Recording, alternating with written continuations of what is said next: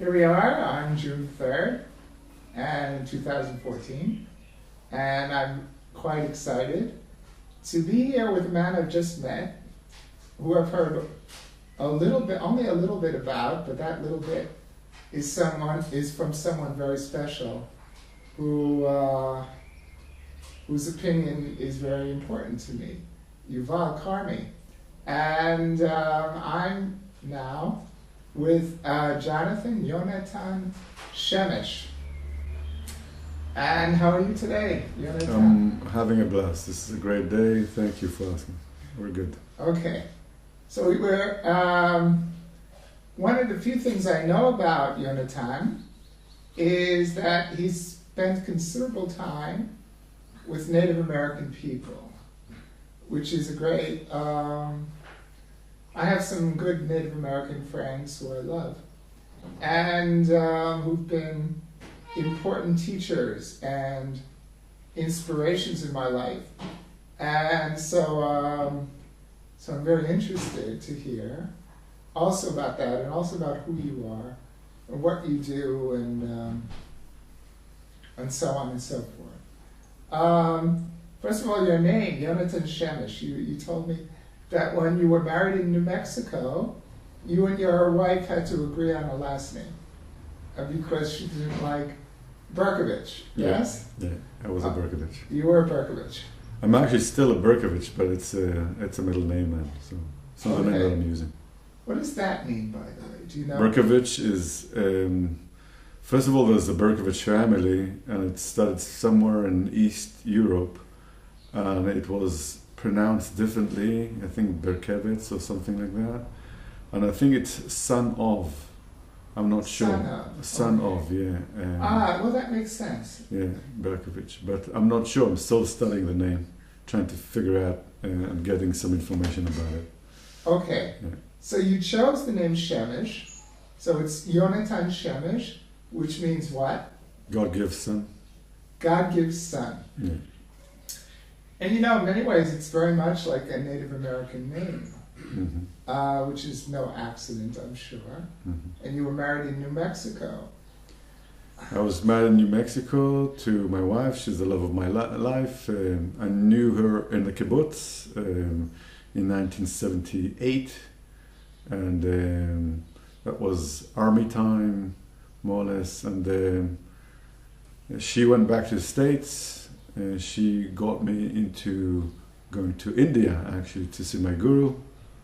And so she was a very big part of my life before I got married with her. Okay, who was your guru?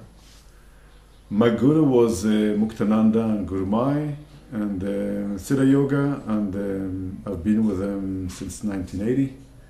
That's where my spiritual journey started. Actually, it started with Carlos Castaneda, which was very much connected to Native American, but more Sonora deserts and whatever Carlos Castaneda brought to the world in his time. Shamanism, the whole shamanism, yeah. The whole world of the shaman. Yeah. So. Yes. Okay. So God gives son. The Hebrew word for son is Shemesh. Now, there are three mother letters, so they say, in the Hebrew alphabet, Aleph Bet. One is Aleph. Well, one is Shin, one is Mem, and the other is Aleph. Okay? So Aleph is for like Avir, which is air. It's the first letter, and it's number one. And Shin, which you would think, which is at the beginning of and end of the word Shemesh, the Shin, which is a very sacred letter. It's on every mezuzot, the boxes that we put on our doors with the holy writing inside. And when a Jewish man wears tefillin, what are called phylacteries, which has also sacred writing in these wooden boxes, there's a Shin always on the box. So Shin is fire, but right in the middle of the word for sun, Shemesh, is Mem, which is water. How do you understand that, Yonatan? Well, it's funny that you bring up the Kabbalah aspect of it because parallel to the yoga, I was studying Kabbalah, not formally, but with a lot of different rabbis and books and seminars along the way. So Judaism and Kabbalah is very much part of what I've studied, but more quietly and privately, not necessarily with a lot of groups.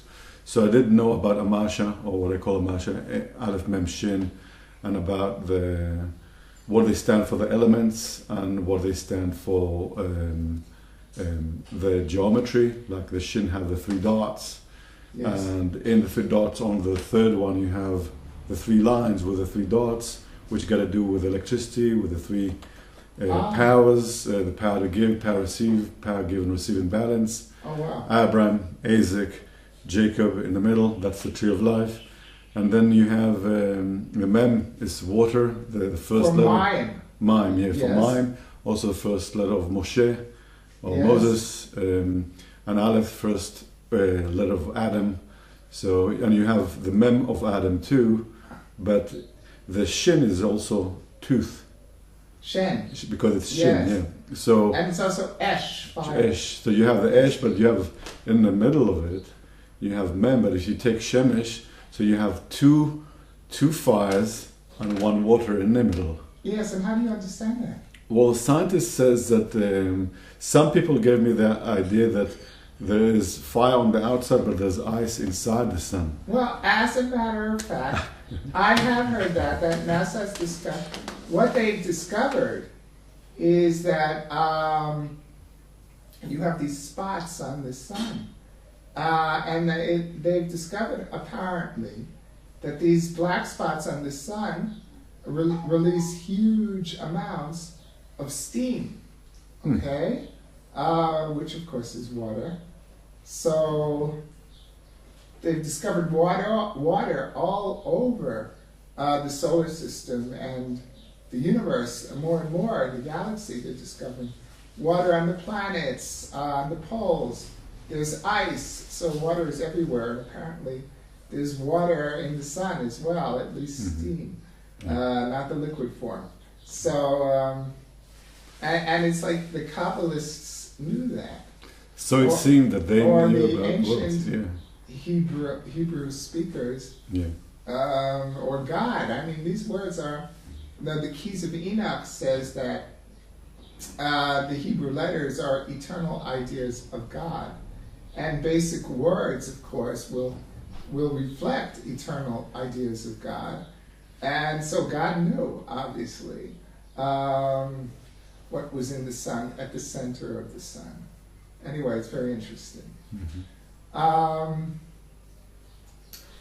Okay, gee, there's so much to ask you. Tell me about India. India is a place that I went for my purpose. It's not necessarily a country that I would go and visit. I didn't feel drawn to India. I was drawn to the knowledge that and the illumination aspect that my guru was able to give me. He actually gave me a name, Divakar, which means son Of? Sun, S-U-N. S-U-N. Shemesh, yeah. Divakar. Ka. Divakar, it's D-I-V-A-K-A-R, Divakar. Oh, K-A-R. And I had to figure out what I'm supposed to do with the name. And for many, many, many years, I didn't use it until I started to do my own yoga. And I became a new brand in the United States, which is a new brand called Divakar Yoga. Oh, wow. Which is a yoga that I've developed, or it's a yoga that developed me, I would say more humbly. And I have a new brand of yoga in the United States called Divakar Yoga. Okay. And Divakar means sun, S-U-N. But this I got at 1980, and the name Shemesh I got around 15 years ago. Okay. So, tell me about Muktananda and Guru Mai. Muktananda was a very powerful being. I was drawn by his charisma, his power, his knowledge, his wisdom, and I've received a lot of ideas about approaching spirituality and spiritual people, and learning to first, before you do the Ve'ahavta l'reacha kamocha, Which means thou shalt love your neighbor as thyself. Yeah, you want to learn that before you love your neighbor, there has to be love to yourself, and he would bring the love to yourself as you love God. God and self are supposed to be one and the same, and you've got to be able to come to that level of experience and understanding. Okay. And then you could do the ve'ahavta l're'acha kamo, love your neighbor as yourself. Yeah. Okay, the golden rule. So he gave you your name. He gave me the name Divakar, and for many years I never used it until I've started to look for a name for the yoga that I wanted to bring out. And eventually, out of all the names, Divakar came out, and I had to start to study what does it mean for me, the name. And we had Divakar for the yoga, and our name was Shemesh, which both means the same thing, which is sun. So I was looking at it, especially around Native Americans, because one of the biggest tradition that they have is sun dance. Yes. Which you probably heard about, the sun dance. Yeah. And I've been around people that are sun dancers, eagle dancers, eagle doctors, and many other people that were basically using their abilities for healing, for helping people. And the sun in the Native tradition have a lot of impact on that tradition, as you probably sure. Yeah. Okay. Tell me about Guru Mai. Guru Mai was bringing more the feminine aspect of, in a time that we needed more the feminine aspect. Around 1982, she was promoted to become the lineage of the Siddha Yoga, of the Siddha Yoga lineage. She got it from Muktananda. I was actually in the ceremony in Ganeshpuri, seeing when the lineage was passing to her. I was a very young guy at that time, 24 years old, and I actually saw the whole ceremony. It was very powerful. And when Muktananda passed away, she just stepped in and started her journey as the guru and the lineage of Siddha Yoga. And what is Siddha Yoga? Siddha, for what I understood, means perfect, the perfect yoga, and it means it's holistic. It means that you don't really choose which yoga to do because there's so many. I mean, we have some of the 7 yoga that we know, Jnana Yoga, Bhakti Yoga, and all that. So in Siddha Yoga, the Shakti or the universal power choose for you the right path at that moment. And by awakening your Shakti, awakening your Kundalini, that power becomes your guru, and that power choose for you what path you need to do at a certain moment. So. Okay. Is it connected to the seed? It must be. To being able to doing what are called the siddhas. Patanjali talked about, Patanjali, I don't know, he lived sometime before Jesus, right? Mm-hmm. And he was a great adept, and he was able to he had miraculous abilities, like flying, levitating. You talk about siddhis. Strength of an elephant. Yeah. Is there a connection? Well, they do their best not to emphasize the siddhis. They say that it's a side effect that will happen as you are moving into as you develop and you evolve to become a siddha, which is perfect. There will be certain abilities that will come with it, but they say don't get stuck on those powers. That's not the main goal. The main goal is to come to full union with the source within you, in your own lifetime, within the physical realm. Well, that sounds right. Yeah. Okay. And are you still involved with Guru Mai and with Siddhi? Well, obviously you are. And you're teaching your own version of yoga. Well, they asked me, and I think was right, they said that as you are bringing a new yoga, which is like a new line of energy and light, I had to give up all the books and information not to connect the two lines, because to keep each line pure as it is. Now, in my yoga, I'm not a guru, I'm not a swami, I'm not a rabbi, I don't have any titles.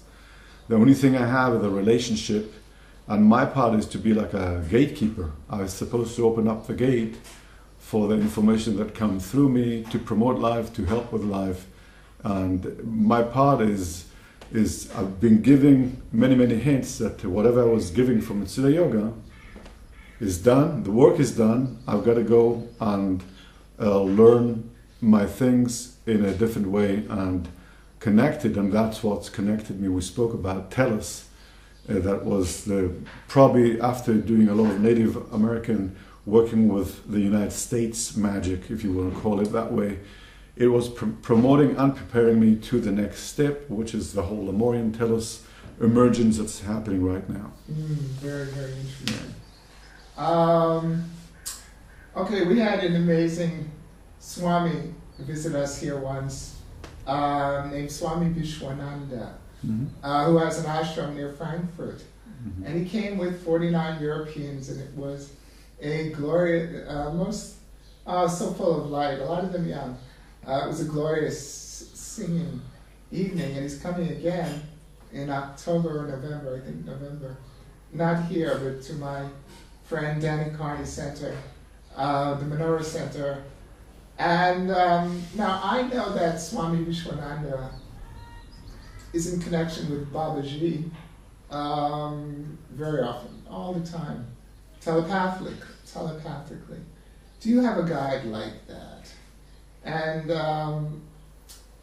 is it appropriate for me to ask who it is? And well, it's up to you. But I throw it out there, the question. The question is very appropriate, and I would say that the only question that is not appropriate is the one that you didn't ask. Please ask as many questions as possible. Be yourself, and maybe I should take the opportunity to say thank you that you actually giving me space and time to express the journey that I've been with. Well, I'm excited. I'm already blown away by what you've told me so far. Thank you. So, do you have a guide, one of these famous masters? Yeah, actually all of them. And I could mention some. The biggest one is Saint Germain right now. Saint Germain, Sananda Nada, Lady Portia. All right, let's go slowly here. Saint Germain, of course, not of course, but the master of the violet flame. A historical figure who lived for several hundred years and kept appearing and showing he was seen around the royal courts of Europe, and he was called the Miracle Man of Europe. And I notice you're wearing, what is that, sort of purple? Yeah, well, it's a color that I love. Okay. I love being in these colors. And well, he stayed young, and nobody understood how he was staying young and staying alive for so long. Do you see him? Does he speak to you? So let me tell you what I've been giving from all these beings, instead of mentioning all of them, is that they've asked me to speak at the I am. So I said, what does that mean? And they said, instead of trying to figure out who one of us is speaking, you want to focus on the light and not on the bulb of the light that is coming through. And they've mentioned it over and over again. They said, well, you will never know who is going to give you the information. What you will know is that you have to go into your heart. You have to be able and capable of speaking at the I am, because you can't go and be an ascended master and then behave as a little kid that's saying, but mommy said, daddy said, he said, she said. You've got to be able to speak, because you're speaking from all of them. They're all connected and they're all operating as one. Yes. But we are in the 3D. We're doing these separations and then we're getting into but he said, she said. It doesn't work that way. Okay. So they've asked me just to speak from here at the I am in the best way I can. And they know that I'm going to do mistakes, and it's okay. It's part of my growth work. So they never gave me one name or another. Okay. Yeah. But I'm interested. Mm-hmm. Can you tell me about Saint Germain? Can you tell me about? I mean, maybe you've met him at a certain. I mean, you must have some personal knowledge of him. Well, I've got a personal experience with him. Can you tell me? Yes. I went through a lot of emotional release work with it myself because of my own baggage, I would say, that I had to take care, and some of it had to do with family, some of it had to do with my daughter that didn't want to speak with me for a while, and I had to just go and clear the pain out of it for a long time, and Saint Germain was there all the time helping me with Violet Flame. And what he showed me is how to see the logo of pain. He showed what does that mean? It means that everything is a vibration, which means everything have a geometry, including pain. Yes. Oh. Okay, so everything, when you are starting to discover the vibration, and you could contain and confine the pain so it doesn't scattered, then you could see the seed. There's a seed in pain, just like the seed in love and everything. There's center of everything, like a nucleus part of the pain. Okay? If you're able to go in it with a violet flame and then transform it, then you have the energy of that logo, because it's all vibration and energy. So what he showed me is how to, first of all, clear all the time in the aura before it comes into the mirror or radio, which is the physical body. And if I couldn't, my body will reflect the pain. Then he would show me how to confine, actually with Serapis Bey, with a white light, and then how to penetrate it with a violet flame. Sometimes it would be too much for my body, so I would take it out of my body and I would transform it outside of my body. So it was coming to the point that almost every pain that there is, I would say that I'm not able yet with viruses and germs like flus and stuff like that, but almost every physical pain that there is, I can transform it in a matter of seconds. And he showed me how to transform fear, how to transform pain, because I could see, or actually feel the logo of the pain. And then go in, confine it, transform it into a different energy. And actually those pains are there to do that. It's not there so you could blame them. It shows you what's the next step. So he's all the time working with me. He and Lady Portia and the Tzadkiel Amethyst, they're all the time working with me very, very strongly to keep the pain out and transformed all the time. My inner bowl, the what do you call, the sink of my heart is empty from dishes most of the time. Okay. Emotionally. Okay. So so we're talking about very, very basic, high-level alchemy, of course. Yes. And he was, of course, known as the great alchemist. He was. Yeah. And, well, just because I'm fascinated with the subject, as far as you know, was Saint Germain Merlin? In the Telos book, it said that it was Merlin and Samuel also. And Samuel. And there was others, I didn't remember all of them, but Samuel, every time that I'm learning that there is other reincarnation, I go and study them to see what they brought and what their challenges was at that time. So yes, Prophet Samuel and Merlin, which are both of them. The funny thing that in the United States, before we lived in Grand Spas, we lived in Merlin. Where's that? It's just very close to Grand Spas, South Oregon. Oh wow! And it's what I feel that the universe all the time mirroring you hints. Just like the Native American, they would show you that you have to learn to see where the animals are moving. Are they moving east, west? What time of the day it is? Yes. And then I've learned that the Hebrews have that too. There's books that are hidden about the animals and about which direction they're coming in the day, so you could actually interpret the universe and what it's trying to tell you. So, ooh. Big one, yeah. Okay. So you lived in Merlin, and you were in purple, sort of, and you're a disciple of Saint Germain, and are you an aspect of Saint Germain? Define aspect. What does that mean, aspect? That's a very good question. I'm not sure I understand it. You know, some people will say, well, you know, I was Cleopatra or I was Napoleon. Were you Saint Germain in a previous life that you know? Not that I know, and I feel that these information are not given to me.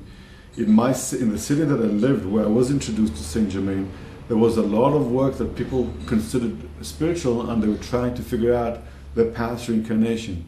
it was telling to me by those great beings, ascended masters, that I'm supposed to focus of what I came to do in this lifetime and not get too distracted by what I was in other. Sure. So I'm all the time keeping, and I have ADHD and all that, dyslexic and hyperactive. So my big purpose is to actually focus and not to get distracted. Because it's really easy for me. I mean, I could go from anatomy straight into Lemuria in a split of a second, but then I'm distracted. I'm not giving the right thing. Okay. These labels which are, well, it's like a plague in our schools. My friend says that in classroom, well, one friend of mine says in a typical classroom here in Israel, that 7 kids are labeled one of these things that you mentioned, ADD or ADHD, and a lot of them are on Ritalin. Mm-hmm. And it's all 20 years ago. Nobody even heard or very few people even heard these phrases 30 years ago. And what's going on with these things? What is ADD, ADHD, in your opinion? And why now is it so common? Or what's going on here? Well, I believe that you and I know that there's a siege on education. And there's a siege on not getting the full potential of who we are and not being able to operate on the full brain scale, not being able to activate all chakras. And are you talking conspiracy here? Oh no, I don't talk it conspiracy. I say there's an illusion, a strong illusion that all of us in, whether those who are doing the conspiracy even know that there is a conspiracy, I don't know. What I do know is that we're not using the full potential of who we are. And a big part of my work that I'm bringing now to Israel is coming with one of the secrets of how to connect the two sides of the brain and to bring the full potential with life, which means you include your body in illumination. You don't just go to the astral level and then come back and being cranky and can't cope with life. You're able to bring that love, that light, that happiness into paying taxis, into driving on the road, into doing everything. And I have some of the secrets that the Telos, actually children's, helped me with, which is a ball game that I'm bringing. That's something that I'm bringing now to Israel. Do you have a website? I have a website. It's in English. It's called Divakar Yoga. Divakar Yoga. And Devakar Yoga. And I also have some a nice movie on the YouTube that shows the work that I did in the United States and the versatility that I work with elderly people and with kids that want to do professional sports and stuff like that, bringing them that richness that I had from all those great teachers and masters that helped me. And I did work with dyslexic and hyperactive kids 20-something years ago in the kibbutz. That was yes, I actually worked with them. That's where the game started, with the two sides of the brain, two sides of the body activities. Oh wow, this sounds very, very important, Yonatan. Yeah. So I'm here to promote life, and to promote life is to go for the max in whatever you can. And the max is including the body, and the max is playfulness. Excuse me. If I would say that I'm connected to a being, I would say it's Peter Pan, the magical child. And it's to bring that lightness into all those heavy things, because those dyslexic and hyperactive kids, they're not the problem. They're just showing us that we would like to change the system that is confining them to such a jail of expression. And they need to be able to be free to come to the abilities. They're actually the answer for the world, but they're being confined by the siege, unfortunately. By a broken system. which is inappropriate. If ever it was if ever it was never appropriate, but now less than ever. This is what Drunvalo Melchizedek says. He says these are often brilliant, special children with special abilities and gifts, but we try to stick them into a dysfunctional system, which, has a bad effect. This whole telos thing and the children of telos, that's a big love of mine, and Peter Pan. Well, actually, I love Pan, okay? But I'm not talking Peter Pan here. I'm talking Pan, okay? The god Pan. Yes. And right behind me, as a matter of fact, yeah, I can see it. is a very famous Picasso sketch. No, it's not the original, I'm sorry to say. Sketch of Pan playing his flute. Okay? So Pan, as I understand it, well, there are wonderful books about Pan. Pan really does exist.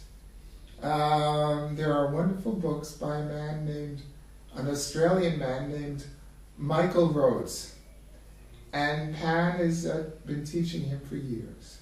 Coming to him and teaching to him. And the books are delightful, powerful, brilliant. And my point is, he calls himself Pan, the spirit of nature. He also calls himself the spirit of balance. And even in the name Pan, the P is like the blowing out, the ah and the N in the word an, which is a universal kingdom representing polarities coming into oneness. An, okay, the ah is radiating out, and the in takes you in. So why do we say in for in? So Pan, it tells you that he is the spirit of balance, because he's. And I have also something behind me about this universal kingdom of An, which is something very, very ancient. And Solara writes about it. And I'm sure the word one comes from An, A-N, the English word and, when we want to join things together. An is about sun and moon, or polarities coming into oneness. So the word one comes from An. It's in the word Pan. You have DNA and you have in the and. You have DNA. DNA. Which is a program of the physical, that is the makeup of the spirit to the physical body. And have the letters DNA. And, yes. Just backward. That's very good. Right. So when you say and, they said, DNA. Well, actually, the word, there are other things. So all the languages, one, the French, uno in Spanish, why always the UN or the AN or the Germans, under try. Why always the N?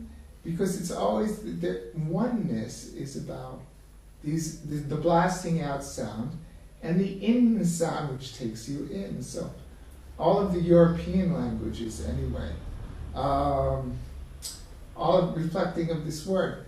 So I'm very into letters and words and the powers in them of any language, not only Hebrew. So Pan. Have you seen Pan? Have you met Pan? Pan is a very strong figure for me. I was called Peter Pan when I was working in the education department for 10 years in the Kibbutz Amiyad. I became vice president on the non-formal education. And I also was working with 16 kids that were dyslexic and hyperactive through the years. And my name, I became Peter Pan because they brought me as like to become the king of the kids, which means I'm going to be not coming as an adult, but coming to play with them in their level.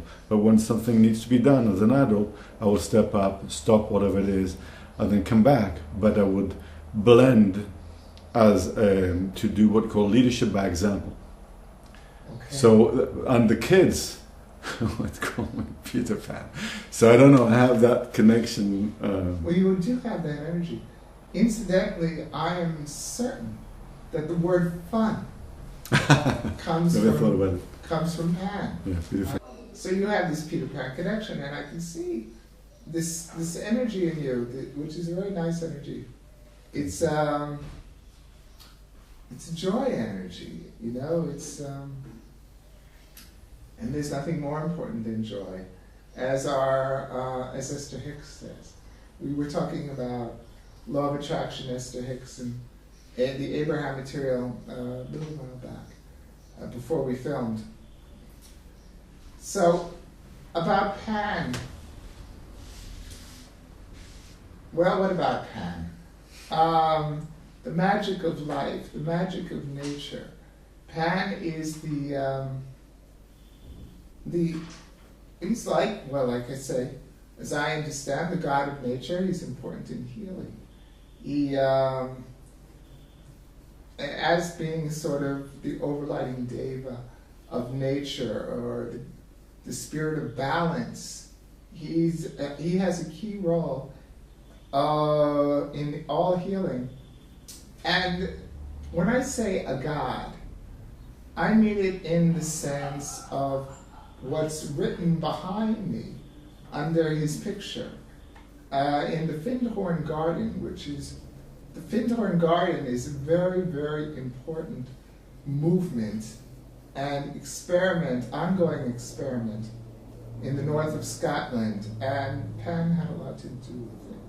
He appeared to one of the founders of this miraculous garden, where they were told to begin a garden organically in a place that nothing grew. And they had incredible success because they were guided by nature spirits.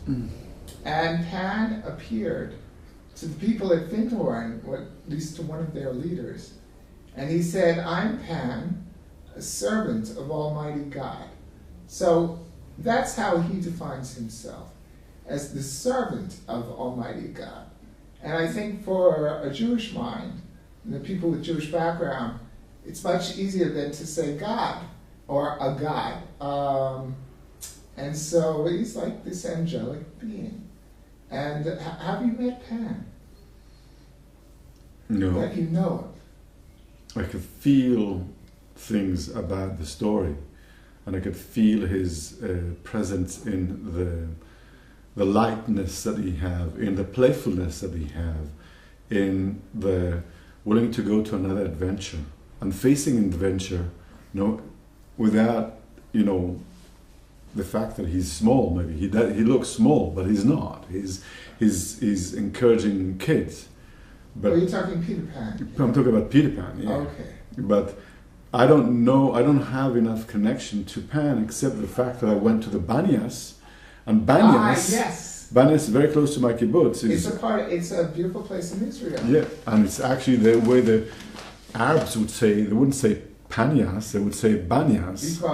Because they can't pronounce the P. That's right. Which is okay, but Banyas is one of the nature resorts that is reflecting Pan. Well, it's the site of an ancient temple, which the ruins still exist. So it bears his name to this day. Okay, yes, Pan, of course, is very well known in the ancient Near East. All over. The Native Americans have somebody very similar, Kokopelli, the deity of fertility, who had quite a sense of humor and played a flute. Okay, so I just wanted to ask that. And I want to get now into your Telos connection and your Native American connection. Which should we discuss first? Well, what does your heart tells you right now? Do the Native Americans know about Telos? They know about Shasta, and they speak about that the cow smokes his pipe. Yeah, that's how they call it. The who? The coyote. The coyote. The coyote smokes his pipe, so they see when sometimes there's like clouds coming out of it. But there's many stories that the Native American speaks about the mountain, because there were tribes that were there that were bringing into the mountain. The beings in Telos allowed some of the native people to go. I think in the time where white men were not being nice to the Native Americans, and so some of those natives still live there inside the mountain as part of the Telos city, the city of light. Okay, tell us what Telos is. Let's begin with basics. Well, where it is and what it is, and how you came to know about it, and how you came to feel connected with it. Okay. I'm not so good in remembering what the meaning of Telos means. Maybe you remember how. I don't. You don't. But I know that it's. I've through my yoga studio in Grants Pass, Oregon, which is 2 hours from Shasta. Shasta is the mountain. The Shasta, the mountain. Thank you. And there is, by the way, there's a Shasta Nation, the Native American name. Yeah, there are, and I actually met the leader in the sweat lodges that we did. I actually met one of the leaders, the one that leads the Shasta Nation, the one that was pouring the water in the lodge. He's an Eagle doctor, and he would do a lot of work with cancer, and the Shasta Nation leader had some issues, I think, with cancer, so he was working with him. And so I've learned that there is the Shasta Nation through that connection, and they didn't speak so much about Telos. I had to discover it by myself through the work of my yoga. In my yoga studio, they did a lot of ascension ceremonies. They asked to do and for. Ceremonies. Yes, which it's a way to elevate your vibration and to prepare you to the fifth dimension level of the unconditioned love, the heart consent, and that culture that's actually supposed to be emerging right now. Well, Aurelia Louise-Jones, in her 3 Telos books, it discusses Saint Germain's ceremony, maybe in the 3rd book, and describes it in detail. And we've done it several times here. Okay. So we had in the studio, we had these. I had friends that were very much connected to me with my yoga, but they felt that I'm going to do the shift, and they helped me. And as part of the help, we held ascension ceremony in the studio on a monthly basis. For 2 years, I think we did it. And the group that I've came from there, they actually wanted to get connected with the Telos Israel, which I was supposed to do, but wasn't as fast as I should be doing my work, because I started to do the Toshav Choser and other stuff like that. But say what that is. Toshav Choser is... Toshav Choser means coming back to Israel as a citizen.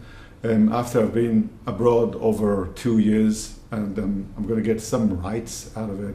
And I had to deal with what you call family stuff and what you call very grounded stuff before I'm going anywhere.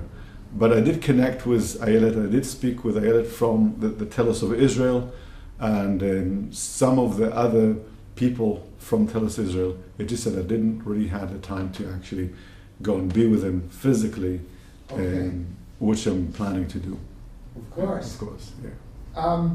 All right, so it's this huge mountain, Mount Shasta. Beautiful mountain. I've been there a few times. It's impressive. I mean, even if you saw big mountains, Shasta is impressive. I have a photo of it there. Uh-huh. By that door over there. Do you see? Oh yeah, there it is. Yeah. There we are. So we've got It Shasta. is beautiful. My God, it is beautiful. You know what? When you see it, when you're coming towards the mountain, you just feel the presence of it. You feel just like you feel a presence of a person. It's very powerful. You can't. It doesn't matter what kind of background you have, scientifically, metaphysically. The mountain is impressive, very impressive. Yes. And the pictures cannot really contain how when you driving towards it, coming from from Oregon towards it, and you're now in California. It's just amazing to see. You can't not be moved, and it just quieten your mind, and you just watch. Unbelievable. Wow. Yeah.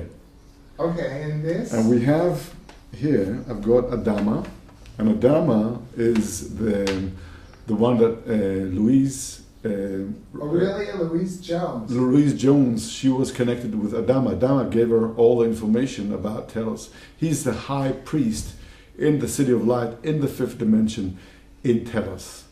He looks very good. He's, yeah, well, yeah, you can say that. How old is Adama? I'm not sure. I think it's in the 20,000. Yeah, something like that. Something like that. So for 20,000 years, he's doing good. I would say so, yes. He's doing good. Okay. Yeah. Have you met him? Not physically. A lot of the pictures that you have here, I had in my studio. I mean, all the Mahakohans and Shasta, and I mean, the whole Ascended Masters, the angels of Telos. So I had all the pictures in my studio. So when people would come, they couldn't really connect to the yoga part because it wasn't a traditional yoga studio where you have Ganesh or you have an Om or you have.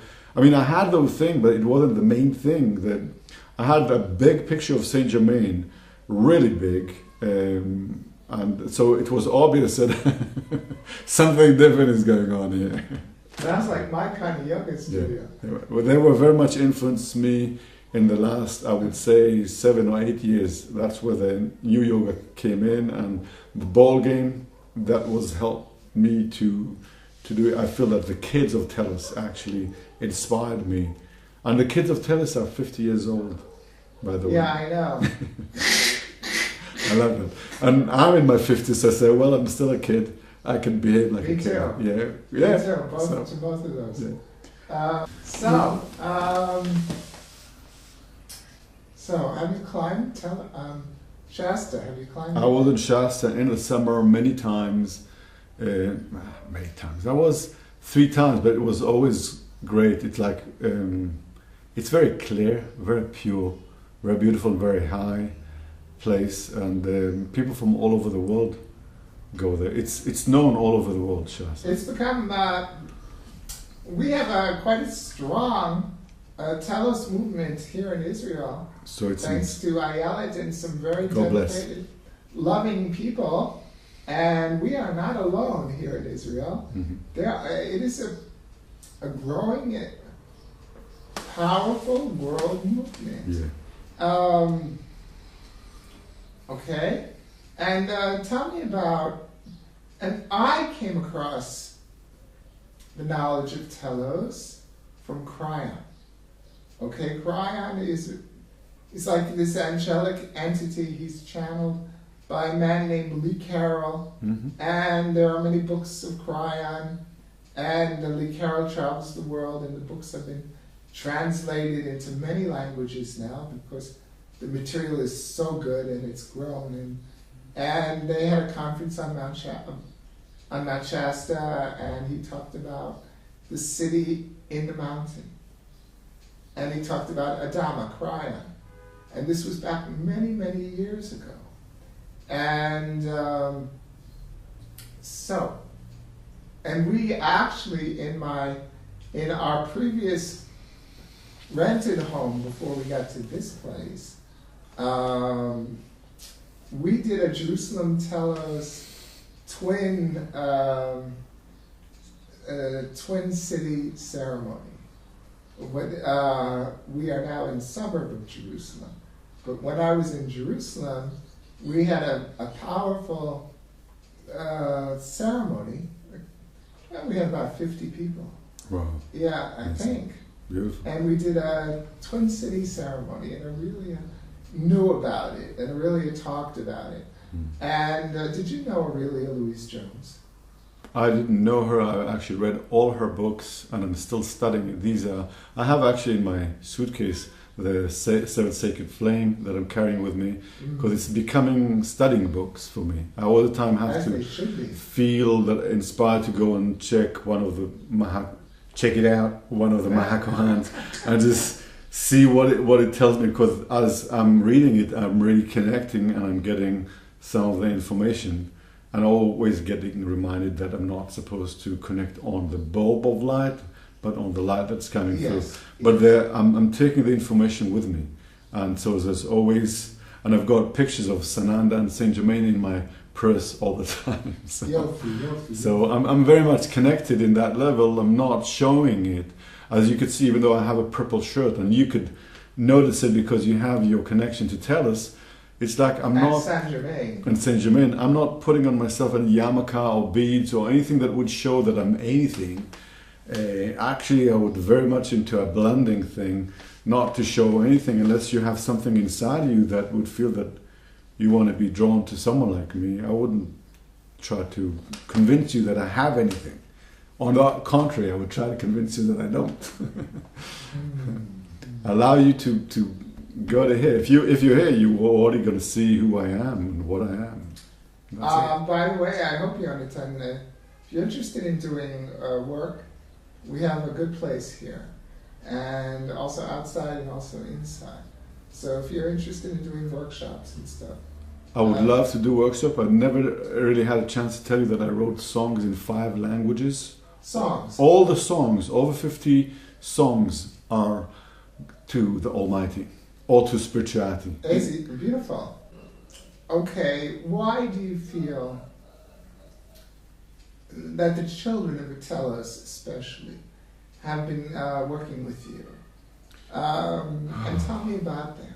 Okay, they're reflecting to me something that I'm in, which is they are in the level of fifth dimension city, okay, but they are in training. Indeed, like all children. Like myself. Like I'm in training as well. So it's not that even though I already know that illumination is already there and liberation is there, I am in training to achieve it, and so there. So they are guiding me in their way with a ball game, because it's a ball game that connects all the ball games in the world. All the ball games that you ever think, the classical, the soccer, the volleyball, the basketball, the racquetball, the tennis, the lacrosse, golf, all of it is in the game. And I'm influenced by one more big guy that I call him Bruce Lee. You probably heard about Bruce Lee? Of course. So he came with the idea Is there that... anybody who never heard of Bruce Lee? Well, I don't know. And with respect, he was like a gatekeeper in martial arts. I never became martial artist, but I studied his work. Yes. And he did the blending of different kind of martial arts together, and brought the Jeet Kune Do, or what he called the intercepting fist. But he said everything is done in a blending way, where you don't just train kicking or punching or trapping. Well, I took his ideas, and instead of taking it to the martial arts where I could hurt myself or others, I brought it into a ball game where I take soccer and basketball and racquetball and volleyball, and I do it in one move. And I can do it with a balloon, or I can do it with a ball. But I've been training these games. This is becoming like a concept. It's a principle. It's something I'm going to start to work in Israel, starting with the kids 3 years old and the mothers, to give them the first beginning of taste of balance and coordination, and the two sides of the brain activity is so important, and then bring them into what the Tellus kids are telling me is to train to accuracy, to excellent. They said to excellent, to be a very excellent sportsmanship. To train? Excellent. Okay. They're all the time saying that soccer could bring more peace than any other person on the planet, because there's more people consciously looking at soccer. Yes. So soccer could bring peace, mondial could bring more peace. It does bring peace. Yeah, it does. So it It stops does. the world for a while, and people looking at the magical child without knowing. The game, the sport, is part of the magical child. So That's wonderful. and so I'm going to start with the 3 years old and the mothers to start the thing, and then also work with the elderly people that want to do activities in a very gentle way, but to connect the two sides of the body, spirit, body, and movement with coordination, and fun is the name of the game. That's what this game is all about. It's all about fun, and it's a really good teacher. The ball game is my guru actually now. This ball game that these kids from Telus bring me is my guru. It teaches me. It already taught me things that I never knew before. That I have 4 brains. That we have 4 brains, and they're not chakras. What are the brains? One, and we using the linear part of it. You mean the forehead? Not the forehead, but the brain at the top of the head. The frontal lobes? The whole brain. The whole brain here is the one that's on top, but all the brains are designed for movement. All the brain this is number 2, this is a brain that's all connected. Yeah. And then underneath it, it's the emotion brain, of course. Yeah. And underneath it is the Hara Dantian, the movement center. What? Say that again? The Dantian. Dantian. And the Hara. So, and the Hara, yes. Yeah, so when you learn to bring the kinesthetic energy from the floor, through the legs, through the forebrain, and through the third eye, you're pointing it. If you look at a lot of time when they send the ball in the midair, you feel that this ball is coming in. Yes. And you could see how from the third eye they are using that intention, and the ball in midair, and you feel, it's coming in, and you feel that sound when it does when the basket go into the. So these are the 4 brains that are work kinesthetic with the energy of the earth that sportsmen have been using forever, and the ball game that these Telus kids are giving me, they're giving me this information, but I can only get it like a firefly. Only by doing it, I could shine. Only by activating the game, I could bring that knowledge in. I have to play the game every day to be part of it. Okay. Wow. For me. That sounds great. Yeah. Games can be very important. Yeah. Actually, in a way, everything is a game. This life. Play of consciousness. This life is a game. Play of consciousness. As Shakespeare said, all the world is a play. Yeah. And we are the actors. All the world's the stage. Yeah. Okay. So that sounds really exciting and really very important. Okay. There's a movie. You say the game is... I love when you say the game is teaching you. Because one of my very favorite movies is a movie directed by Robert Redford, who's quite a brilliant man. And it's called Bagger Vance. And it's about Bagger is Bagger, Bagger, the guy who takes the clubs from hole to hole. And he's called the bagger, apparently, or the caddy. The usual word that people know is caddy. The movie's about, on the outside, it's about golf, but it's not really about golf. It's about life, and one of the points that they get to. So anyway, this caddy is like an angel, and this golfer, he's washed up. He's young. He went away. He was a local hometown hero, and he went away to World War I. And he came back so traumatized that he couldn't play again. He was still a young man, and he starts to drink, become an alcoholic. And this caddy, this Bagger Vance, who's played by this great black actor, writer, a young man, still, the caddy teaches him to listen to the golf course, and to listen that the spirit of the game will speak to him, and will teach him what he needs to know to find his way back. And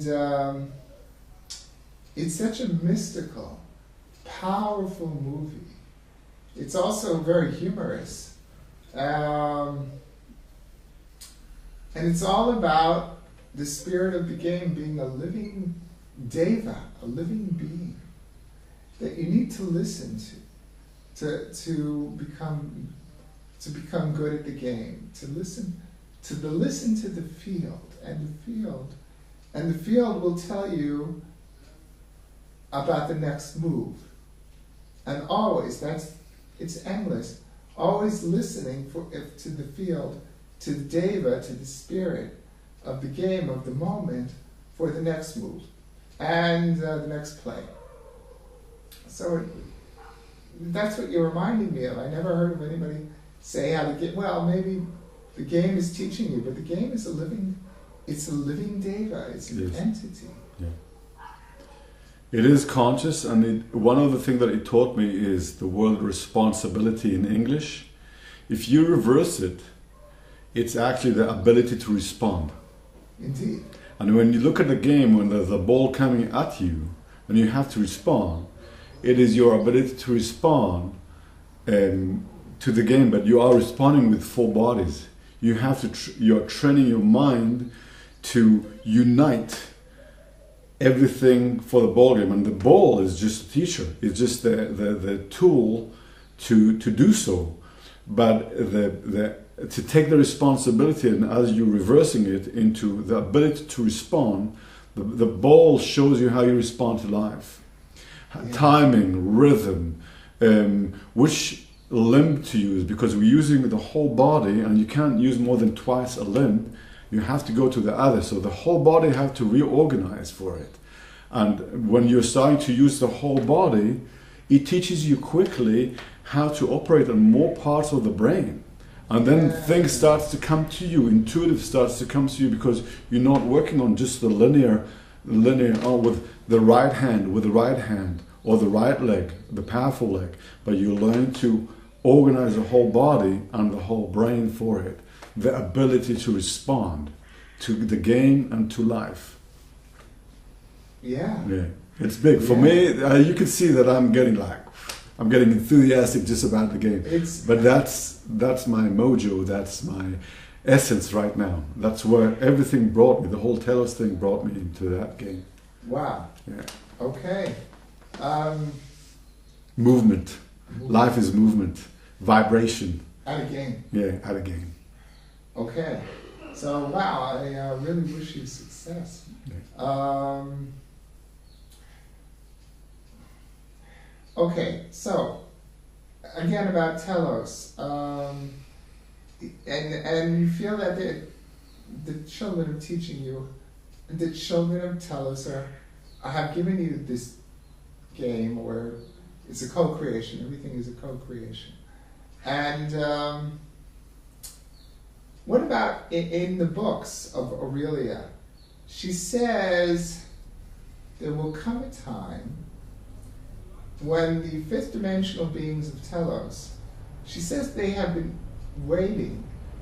Adama says, the high priest says, they've been waiting for the right time to come out. And they are our brothers and sisters from a long time ago. And they've been waiting all this time, a living time capsule, waiting for the right time to come out and to merge with us. And what he says in the book, Adama, is we have to meet them halfway. We have to raise our vibration so that we'll be able to see them. They will lower their vibration, partly, and we have to raise ours, partly. And then when they come out, we'll be able to see them and live with them, our ancient brothers and sisters from Lemuria, the continent in the Pacific, that completed its time in this dimension. So, have you seen them? Only in the books. Okay, what do you mean? When I read the book, I saw the pictures. Okay. And in the pictures that I saw them. I'm doing my best to focus, and to focus even in my meditation. It's more of a place that I would get into, a very calm state, a very physical inclusive, which means my body is included in that, which means if I want to ascend, well, you heard the movie Not Without My Daughter? I've seen that movie. Okay, yes. so not without my body. Yes. So the whole ascension is elevating the vibration with the body. That's why the game was brought to me, to operate with the body and not to neglect it by going to a vibration and then coming back and not being able to bring that light. So the whole meditation that I get is on a physical movement. When I teach the game, I teach it through Tai Chi. Okay. Which elevating vibration, which works, but it's not for fighting. So, but everything that you love to do will elevate your vibration. If you love to sing, if you love to listen to a story, whatever makes you happy will elevate your vibration. An ascension ceremony is to elevate vibration. It is specifically to connect and to put the intention when you're on the chair there, and the atomic device is underneath the chair in the 5th dimension level, and you put your intentions, you are elevating vibration not just for yourself but for the whole planet, for sure. But there is your personal thing that makes you happy, and everybody, something else turn them on, makes them happy. Okay? This sounds very much like Esther Hicks and the law of attraction and the vortex. The vortex. We just studied something about Native Americans together, which is very positive and very uplifting and inspiring. Also in regards to them and their future. There's nothing more important than feeling good. Because, and so doing what we love. And being able to focus on what we love. And the problem of resistance is what stops everybody. It's like, your desires get stronger, you focus. The desire gets stronger, the wanting gets stronger, but then you doubt or you fear, or we block it with resistance. And the work of Esther Hicks is really a big key, don't you think? She's pivotal for the planet. Yeah, very pivotal. It's pivotal. It's the movie The Secret, the original movie with Esther Hicks. And there's a lot on the YouTube, correct? And so we agree on that, right? Yeah. Okay. But when you go back to Tellus, they speak to you about living your life and not trying to avoid life in the physical realms of it. And also, as you take your responsibility for everything else, you're also bringing that vibration. In yoga, they call it Lokananda Samadhi Sukham, the bliss of the highest samadhi ever in the most condensed physical level. And bringing that samadhi into, it's not a falling over samadhi where you putting your eyes into your brain and you forget about everything. No, it's here, right here, in the most physical thing, and you bring that light into every second of the day. And that's my meditation. That's where I'm doing my best to go for.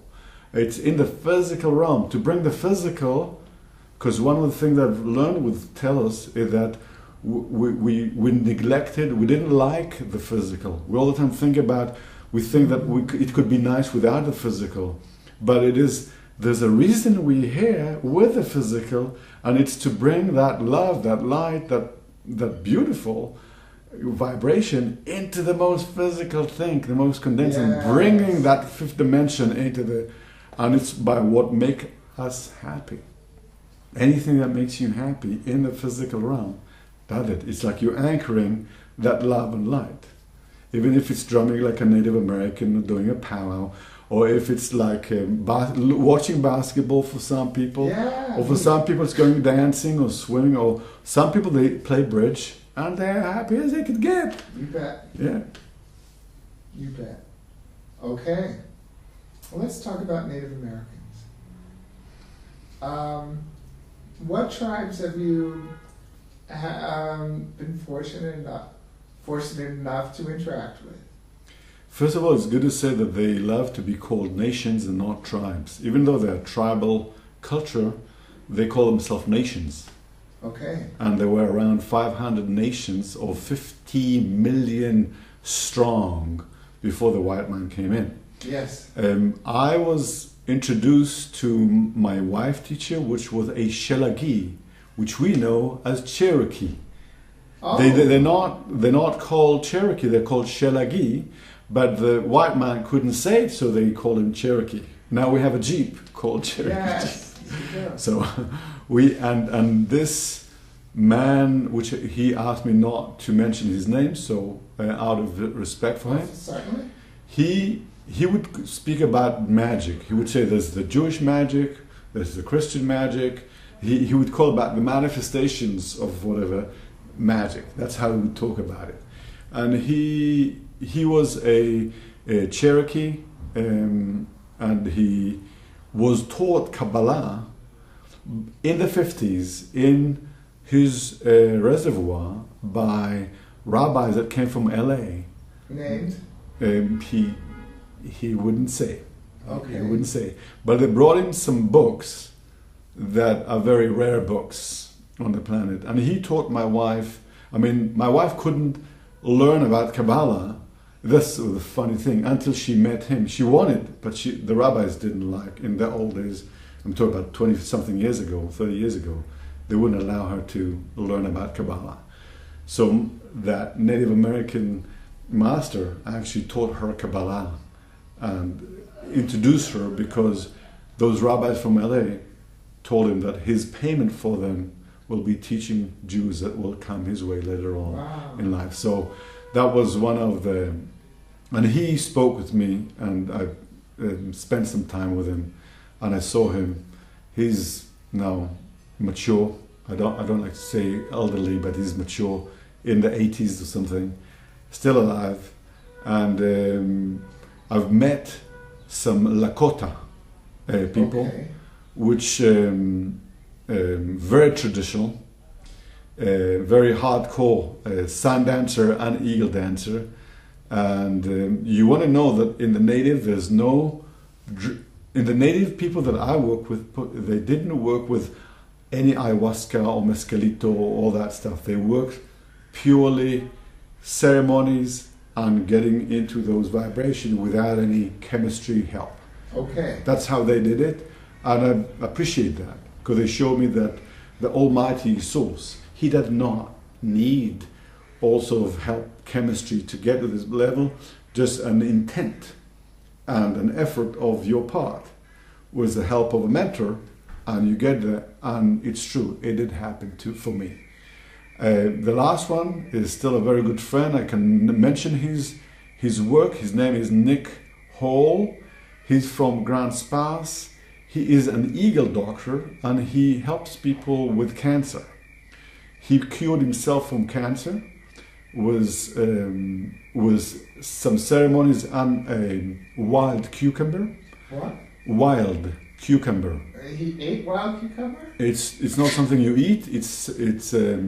He actually got injected in his sinuses, and that's after the doctors gave up on him and said he's a goner. So he went his way, did the hemblacia, which is a vision quest. Should I lift it up? And he got in the vision quest. He got the medicine, and then he started to operate. And now he helped a lot of people. But he says a lot of people coming to him are the last resorts and not the first. So that a lot of time it's like 50-50 is actually going to happen.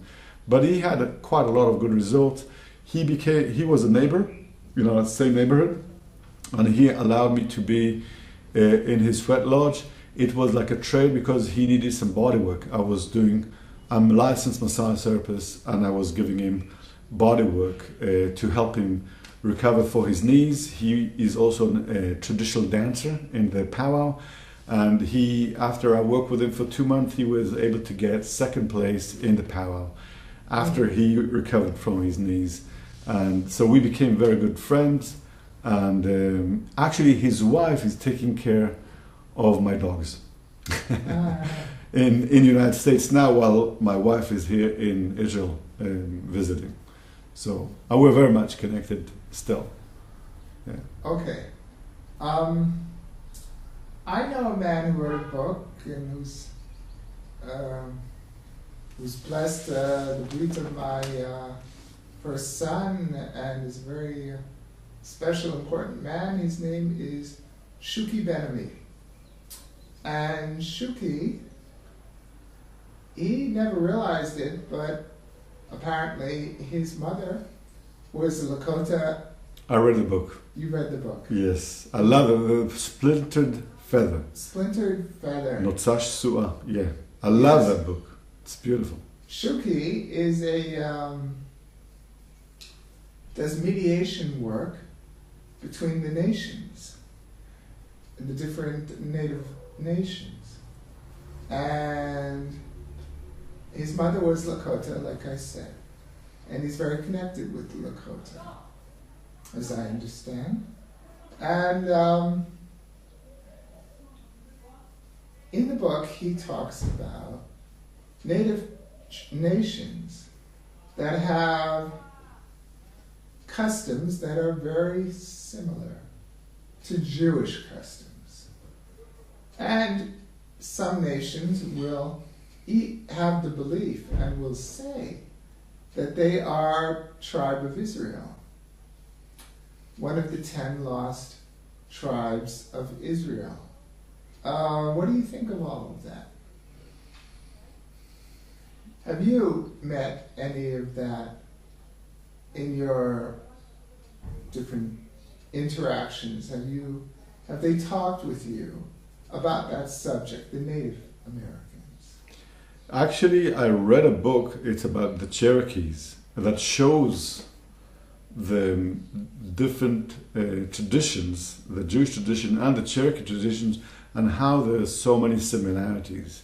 And it was written, I think, in the 1800s, I forgot by whom, a man that was visiting and was living with the Cherokee for a long time. And he knew about the Jewish traditions and the different things that they do, and he would compare the different traditions and show the similarity of it. That when I would go to Native people, I would tell them that I'm not a Native, that I'm Jewish, and they would be very happy that I'm not trying to pretend to be a Lakota or something else, but I'm coming as Jewish. And they would say, "We know the Jewish tribe. You're from the Judea tribe. Come on in." Very and nice. So I was very much welcome, always welcome into the ceremonies. What they love to make sure that we're coming honestly and truthfully, and not trying to become something we're not. And they were very loving and appreciating that I'm Jewish. They never had an issue with it. And they never talked about, well, we believe this, or they never brought up that issue that Shuki discusses in his book about being tribe of Israel. Well, they or could. About all the customs that we apparently share in common. The only thing that they would say, "We don't understand why you can't say Yahweh. We all the time calling Yahweh." So I wrote a book. It is Yahweh, Yahweh, the way of Yah. Okay.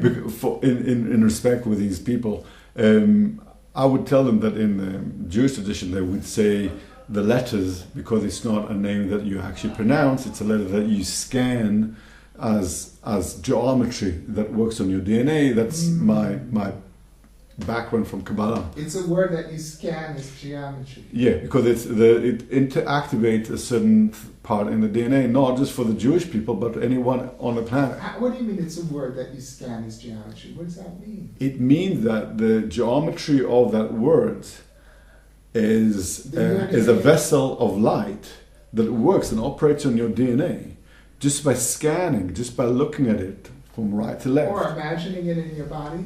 Or imagining it, there's a say in Hebrew, Erei Adonai lefanai, I'm not saying it right, but it's something like seeing God in front of me everywhere. Seeing God in everything, because there's nothing but Him. There's nothing but Him. En milvado. En milvado. Yes. Kol haaretz mal'a kevodo. Okay, so, but that's one of the way that they do it as a meditation, that you put the letters not this way, but from top to bottom. In your body. Or in your body, or in front of you. Yes. You could use it, I mean, there's so many meditations with these letters. I mean, you could use just one letter, or you could use the whole geometry, the Yud, the Hey, the Vav, and the Hey. I mean, yes. Whatever they stand. Okay. But the native would ask us, why just you saying Yahweh? Just say Yahweh, or Hewa. And the thing is, in their chanting, these sounds are very dominant. Hey ya, hey ya, hey ya, hey ya. The hey and the yod, which is the core of the. I mean, that's no accident. And that's, by the way, two sides of the brain, the hey ya. What? They're on both sides of the brain. You've got the Chokhmah and Bina. So they're on both sides. Each one of them represent, I forgot which one is which, but one is in the Chokhmah and one is in the Bina. And when you say ya, hey, or hey, ya, you're basically connecting the two Sephiroth. That's very interesting. Yeah.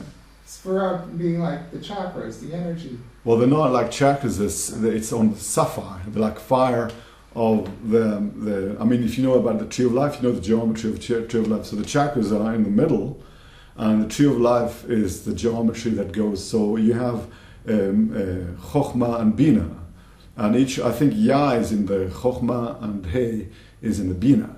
Oh wow! So when you say Ya, Hey, Ya, you're basically connecting those two Sephiroth. Oh wow! That's one of the things. Yeah. That's a wonderful thing. Yeah. Okay, so maybe Shmuel, תנסה למצוא את הגיטרה שלי, אולי זה בחדר שלה, ואם כן תביא. איזה שפה אתה רוצה? I've got Aramite, I've got Hebrew, I've got Lakota, I've got Sanskrit, and I've got English. You could sing in Aramaic. It's actually, I'm singing what Rabbi Shimon Bar Yochai wrote.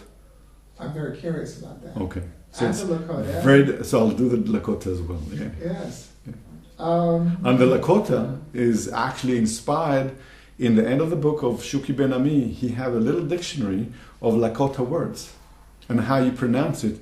And that gave me the material that I was able to do the song.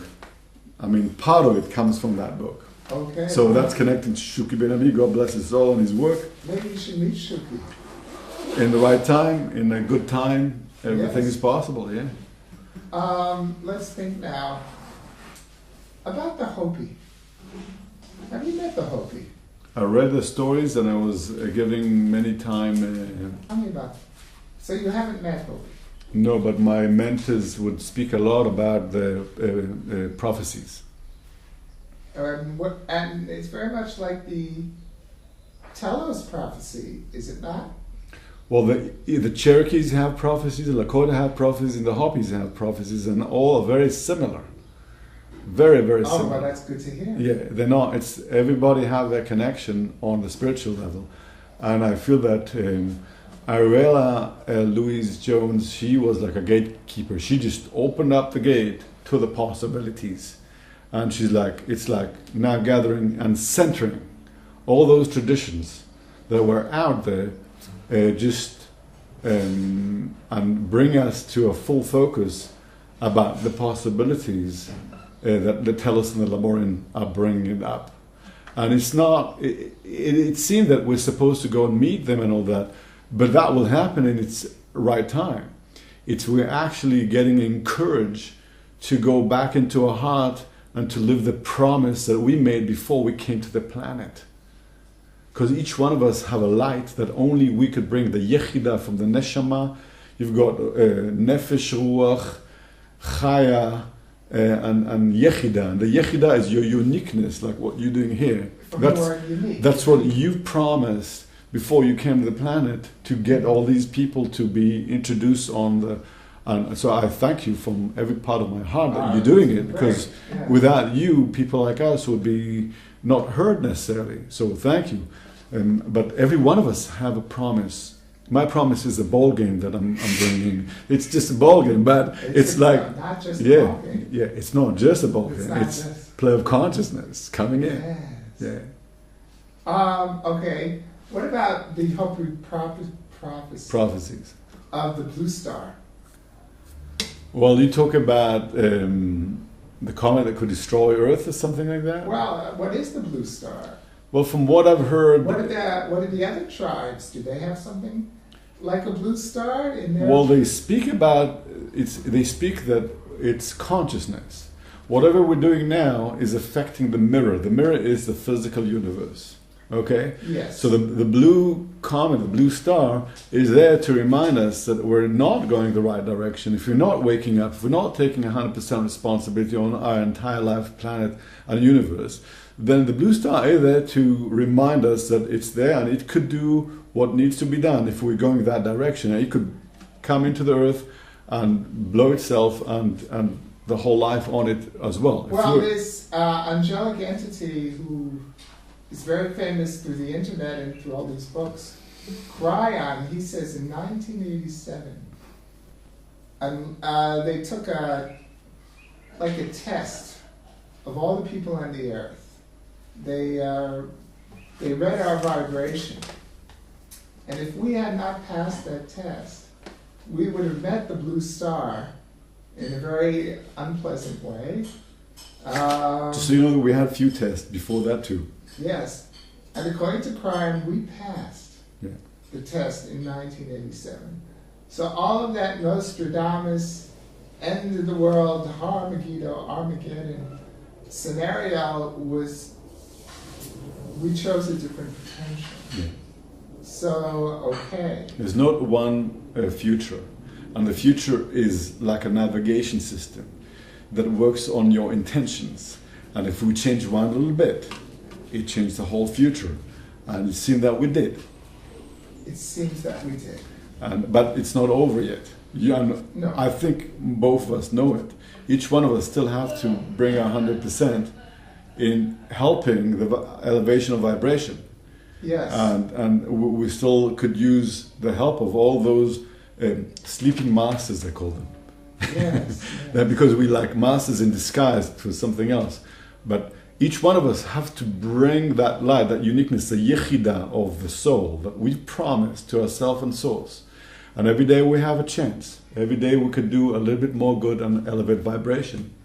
Even if it's just going and playing bridge. Excuse me. Indeed. If that makes you happy, Yes. do it. So, one more little thing about Native Please. Americans. I have a friend and a teacher named Joel. He's an Apache medicine man, and I have a film with him. God bless. Yeah. And he said that on the Apache reservation in Arizona, I forget the name, but it's a famous reservation. The book, The Keys of Enoch, even mentions the reservation, the area in regards to something, though I don't remember what. He says they discovered a tablet, a stone boulder, which had ancient carved, etched Hebrew letters on it. Now you're smiling as if you know this. Yeah, I do. How do you know this? Well, first of all, my journey started more or less when, in '74, I was introduced to Eric von Däniken. Eric von Däniken. Eric yes. von Däniken, The and great author yeah, of Chariots of the Gods Chariot of the and Gods, many other books featured on the wonderful yeah, TV program, yeah. which I recommend to all of you on the History Channel, Yes. called Ancient Aliens. Yes. He's often featured. Yeah. And he did his work, he's still doing his work, and there's many others that are working to illuminate our possibility that we never were by ourselves on this planet in the universe. This universe is part of something big, and it is just like, some religious think that they are by themselves, and it's like you could put your dirt in the river because the river is taking it away, and then you don't have to think about it. But you forgot that the river is taking it to the sea, which is connected to the whole thing. So it's all about. He taught me that we are connected to civilization that were on this planet for many, many, many years, and that the whole thing of divinity is part of it. There are our brothers and sisters, and the whole Telos Lemurian part of it is part of it. This is where my journey really started in '74. With Eric Van Dam? Eric Van Duncan. He was the first one that opened my eyes to the possibilities. And I was trying to do the last Avodah in Yud Bet about high school, and they said, you've got to find a different subject. There isn't anyone in Israel that could actually help you in 1976 with this thing, because nobody believed that. You're by yourself. So I had to pick up something like the comparison story of the flood, which shows some of that stuff.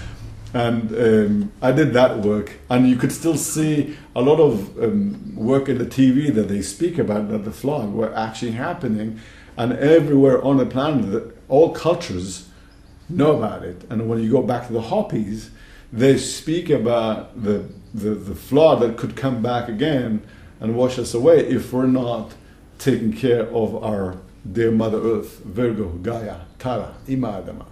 Yeah. Okay, did you see this boulder with the Hebrew letters? Not really, except a small picture, but not really. Okay. Well, anyway, in the very famous classic esoteric book, The Keys of Enoch, it says that there are 5 galactic languages throughout the galaxy, and Hebrew is one of them. And the others mentioned are Sanskrit, Chinese, Tibetan, and ancient Egyptian, the hieroglyphs. So, okay, just wanted to ask you if you knew about that boulder. And it's not the only thing they found. So we really are all brothers and sisters. Yeah.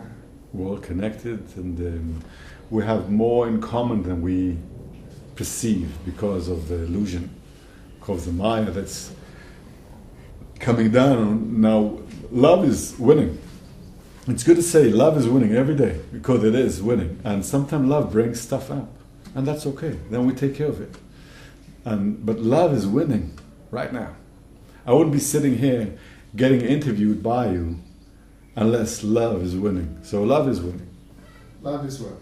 Yes, indeed. Yeah. And as my great teacher, Master Shah, I don't know if you've heard about him, love melts all blockages. Exactly. And transforms all life.